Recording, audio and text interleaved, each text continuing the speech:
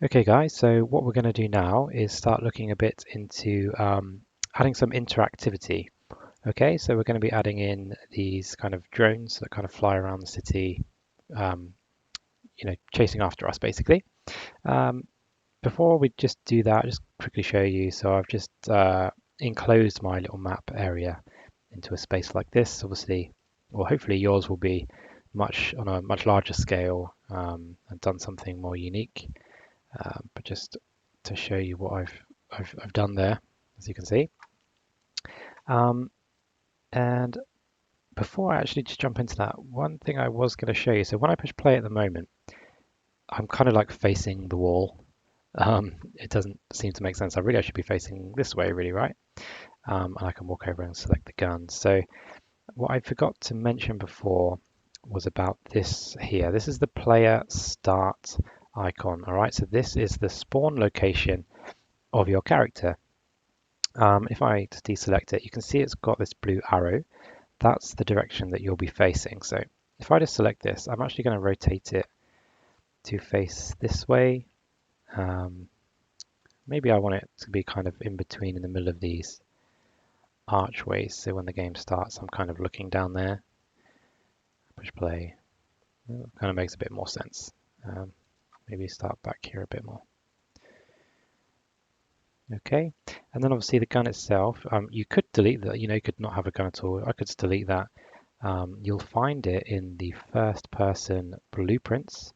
And you've got BP underscore rifle, so I can drag that back in wherever I need to. And you could position this on the ground, or you could position the gun like in one of the rooms or something like that. It doesn't have to be right where the player starts. You can choose where that goes. Okay, so when I push play now, it makes a bit more sense. I can pick up my gun over here. Okay, so what we're going to do is we're going to first of all go to our content folder.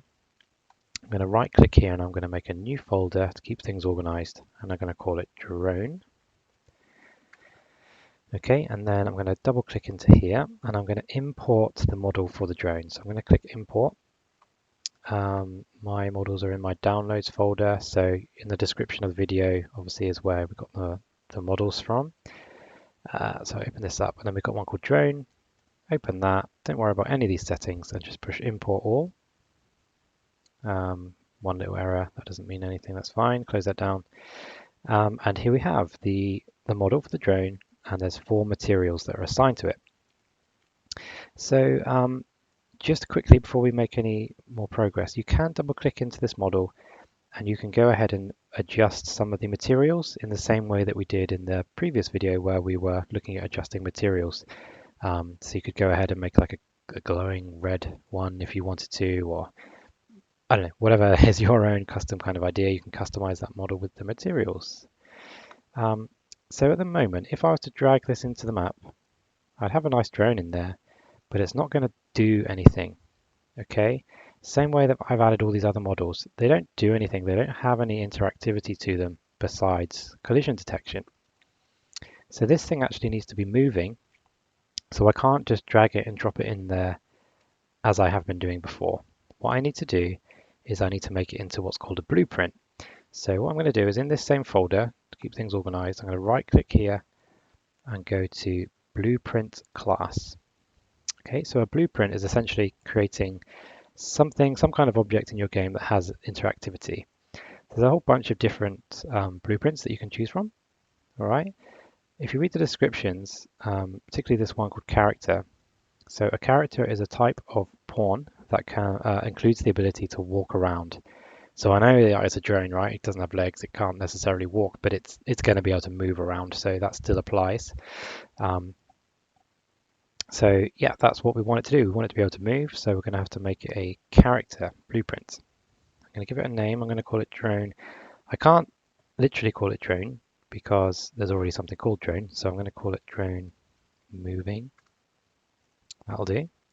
And if you double click that, it'll open it up in a separate window. So this is our blueprint editing window. So we have a viewport, which is what we see here. This is showing us what the object is going to look like. Don't worry about the construction script right now. This is for beginners, so we'll skip that. And you've got the event graph, sorry, which is going to show us the script of what we want this object to be able to do. So just going to jump back to viewport first of all. So I need to add my model into here. So I'm going to go up to add, and our model is a static mesh. Skeletal mesh would be for something that has a skeleton within it, like an actual player character, but ours doesn't. So it's a static mesh. Like the mesh itself, you know what I mean? Like if, let's say, I don't know, the wings of the drone kind of moved up and down or something like that, then it would need a skeleton and it would be a skeletal mesh, but ours doesn't. It's a static mesh. And we come over to here, and we want to plug that drone in. So just search for it, drone. There it is. Okay, great. So we've got our model. Like with the player start that I showed you earlier on, it has this blue arrow, which is the way that it's facing. So actually that's the wrong way around. So I'm going to rotate that 180. And I quite like the idea of it being a bit rotated. I think it looks a bit nicer. That's fine. And also I want it to be a bit above the ground. So I'm going to lift it up a bit higher. Somewhere about there, because it's flying, isn't it? It's a flying object, so it needs to be a little bit higher. That'll do. Okay, so we've positioned our model.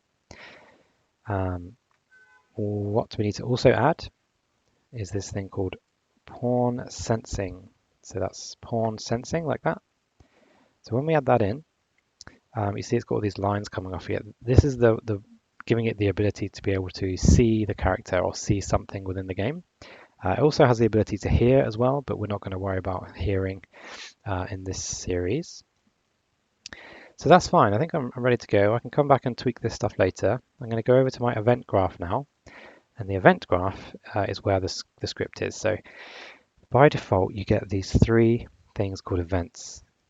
Okay, so event begin play would be the trigger or the thing that triggers the script to happen. Okay, so event begin play means it's going to happen when we begin playing, which isn't what we want. We want it to start when it sees us. So we don't want that. This event is for when something, so when we overlapped something or when we went into a certain area, it would trigger the script to happen, but we don't want that. And then event tick is, so it's checking every frame of the game for a condition to happen. And again, that's not what we need. So we don't actually want any of those three. What we want to do is come over here to pawn sensing, make sure it's selected, right click here, and we want to add an event for the pawn sensing. I'm going to go down again to event dispatches, and you can see it's add on see pawn. Okay, drag that in there. So the event is when it sees something, okay, which is what we want. So we come out from the execute pin to the next thing. So what do we want it to actually see? We want it to react to the player character. So we're going to go cast to first person character. It's a first person game, right? And our blueprint for the character is called first person character. So cast to first person character. That's great. It needs to have something plugged into object.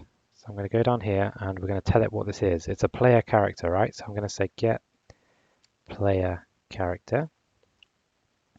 Great. Next thing, so we said when it sees the character, it needs to start moving towards it, right? So we need AI move to. Okay. So then we look down here. So what is the thing? So the pawn is like, what is the thing that's going to be moving? Well, it's itself. We're in the drone. That's the thing that's going to be moving. So we just need to get a reference to self. That's the thing that's moving. Let's put that up here. And the target actor, so what's it going to be moving to, is going to be moving towards the character. Now we already have a reference for the character, which is here. So the target can link to there. Okay. I'm going to click compile. And if we get the green tick, that means everything is correct.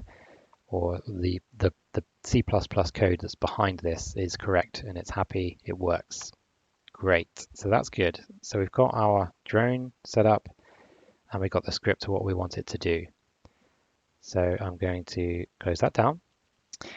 And I can get the actual drone, the drone moving one this time, not the stationary one, and I'm going to drag that into my map.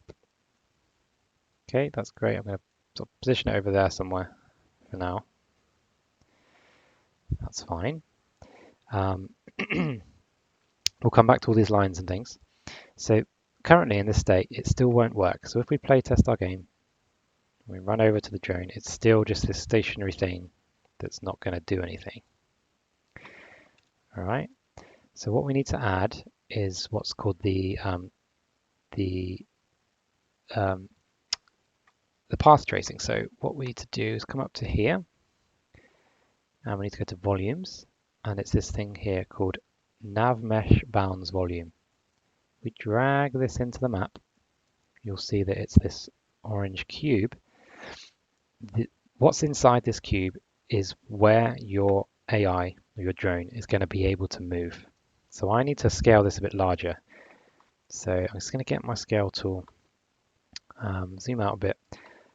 I want it to be able to move across the entire map. So let's position it like this, center it a bit. Need to go this way quite a lot. There we go. Center it a bit again. There we go. Okay, to check this has worked, whilst the nav mesh bounds volume is selected, push the P key on your keyboard. If everything goes green, that means the pathfinding has worked. So anywhere that's green, this guy is going to be able to go. It can't go anywhere that's not green. Okay, there's some stairs over here, so it can only go a little bit up the stairs. If you wanted to be able to go up the stairs, we'd have to make it larger this way as well. And see, that now allows it to be able to go up the stairs. Okay, if for some reason yours doesn't go green, you can toggle this on and off with the P key. It may be that your nav mesh bounds volume box is above the ground. If it was above the ground like that, and I push P, see, it's not affecting the ground, it's only affecting up here. So it needs to be intersecting. So I'm going to lower that back down. Okay, push P again, and I can see where it can move. So that's great. So now if I push play, there you go. I can see that drone is now coming after me. That's great. That's what I want. Okay, cool. So that's working. What we want to do is make some amendments. So I'm going to go back into drone moving again, back to the viewport. So first things first, go to pawn sensing, and we can see these green, these lines. So the green ones, that is the radius in which the AI or the drone can see. So if we go over to the right, we've got sight radius, it's 5,000. If you want them to not see as far, let's put that down to like 2,000, and you can see that area is lowered. If we want them to only see sort of a bit more of a peripheral vision, then we can adjust this guy to be more of a cone of vision. But I prefer to leave it at 90 because that means it can see sort of more in all directions. It's a bit more natural, I guess. But you can customize that how you like. The other thing you might want to customize if we go to character movement is the speed that it's going to be able to move. So I'm going to go over here. And the only thing you need to worry about is this max walk speed, which by default is 600, which is also the default speed of the character. All right, so at the moment it moves exactly the same speed. So if you wanted your game to be super difficult, you might want to crank that up to like 800 so it goes way faster. I'm going to turn mine down to like 300 because I want to keep mine simple for demonstrating.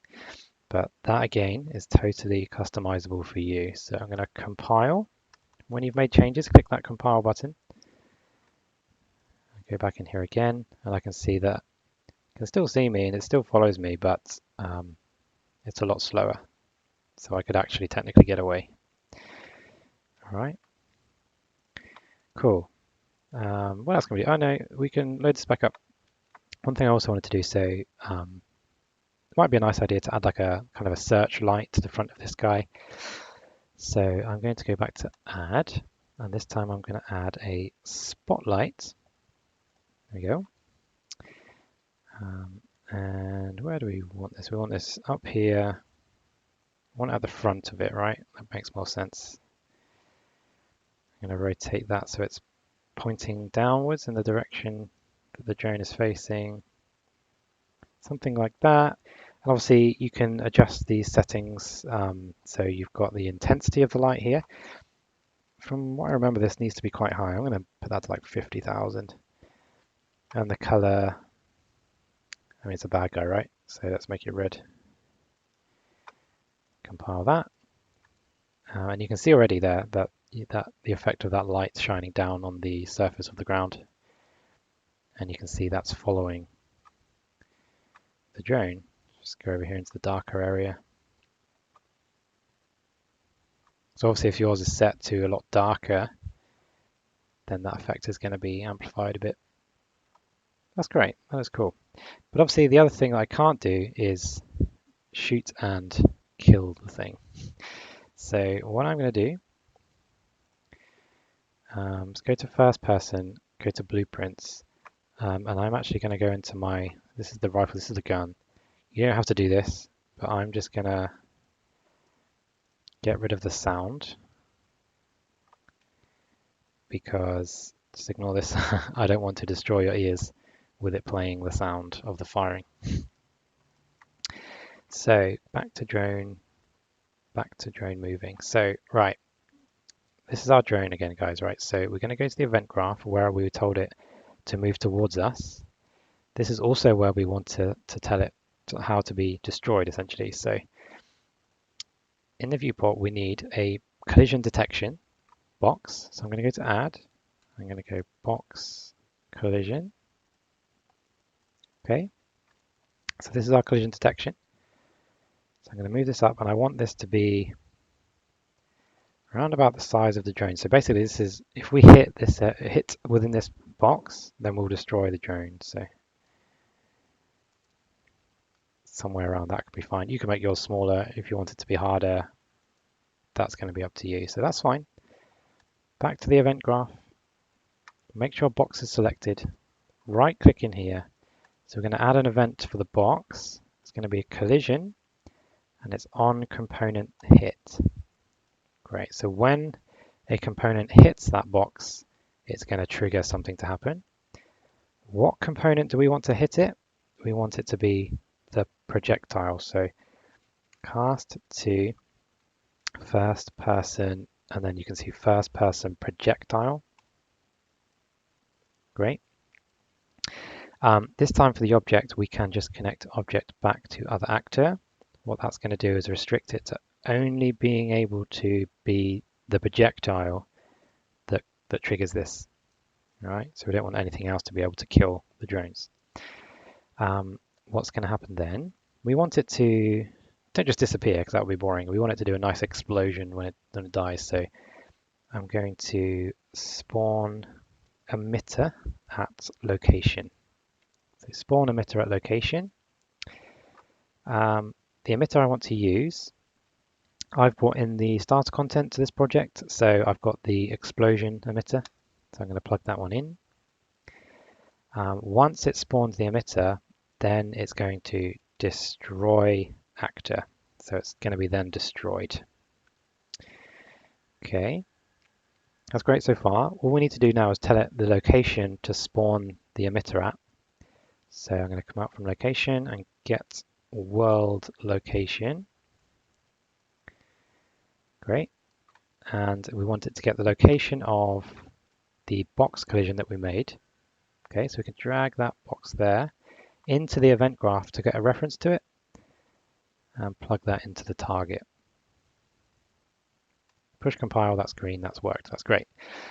So this is when the projectile hits the collision box, it's going to spawn the emitter, which is the explosion emitter, at the location of the box, and then it's going to destroy the actor, which is the drone itself. Cool. Let's compile it again. Let's close that down. Let's play the game. Let's go and pick up my gun first. I see this guy coming towards me. Okay, if I hit him, boom, explodes, he's gone. All right. Now, obviously, from that, you could add to the complexity of that to give this guy some HP or some health, if you like, so that it takes multiple hits to destroy it. But as a beginner's tutorial, we'll miss that for now. But I do have some other videos on the YouTube channel that will show you how to add health and stuff to a target. So you can have a look for those. Yeah, maybe I'll put one in the description actually. So if you did want to apply some health to it, you can follow that. Okay. But I think that's about enough for now. Hopefully now, once you've got one of those drones working, you can position those around your map into locations that make sense to you in your map. If for some reason you wanted another version of the drone which acted differently, one moves faster than the other, then what you can do is you can just right click and duplicate this one, call it something different, and then make those tweaks and edits to the different ones. So you can have as many different types of drones as you wanted. You could even then have one different color to the other, whatever you wanted to do as well. It's your game, make yours unique. But yeah, that's about all for now. And then when you're all good, you can move on to the next one.